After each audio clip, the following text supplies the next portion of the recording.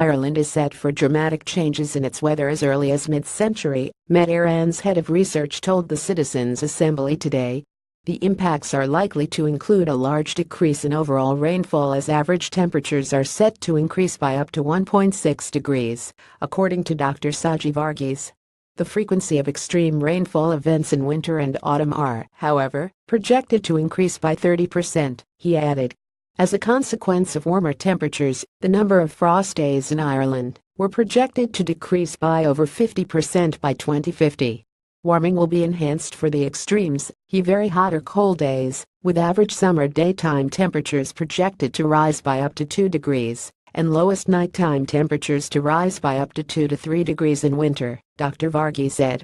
Dr. Peter Stott of the UK Met Office told members the winter storms that affected Britain and Ireland in 20,132,014 were a wake-up call on climate, illustrating how vulnerable both countries were to such events.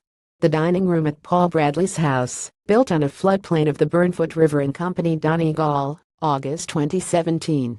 Climate change is increasing the risks of flash flooding in summer months, as had occurred in Donegal recently, Dr. Peter Stott of the UK Met Office told the Citizens' Assembly. File photograph Peter Murdoch. The Irish Times research since had shown we can blame the unusual storminess on natural weather processes, though when the storms occurred their impacts in terms of heavy rainfall and flooding were worse due to climate change, he added. Allied to this, climate change was increasing the risks of flash flooding in the summer months, as had occurred in Donegal recently, Dr. Stott noted.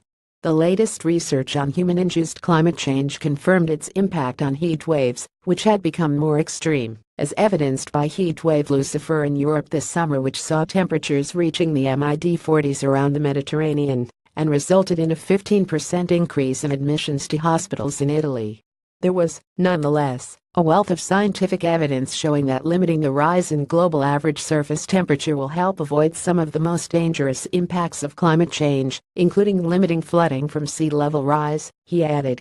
Paul Bradley in the hall of his flooded home, built on a floodplain of the Burnfoot River, in Donegal, August 2017. File photograph Peter Murdoch. The Irish Times commenting at the start of the Assembly's proceedings on climate change, Minister for Climate Action Denis Naughton said he was keen to learn the Assembly's views on how a national dialogue on climate action should engage with the wider public to create awareness, engagement, and motivation to act in relation to the challenges of climate change. Adding that government responsibility and leadership needed to be complemented by citizen engagement, Mr. Naughton added the challenges of climate change are not simple ones, and the actions we need to take will not take place overnight. Our transition to a low-carbon and climate-resilient economy will depend on incremental action and behavioral change, and will depend upon strong leadership, concrete policies and committed engagement by all. Ireland's first statutory national mitigation plan sets out the context for our climate change objective, clarifies the level of greenhouse gas mitigation ambition Ireland needs, and establishes the process by which we will pursue and achieve our decarbonisation goals, he said. I see the plan as a living document which will be refined and built on a process which will need the input from the Citizens' Assembly and the national dialogue in order to achieve its goals.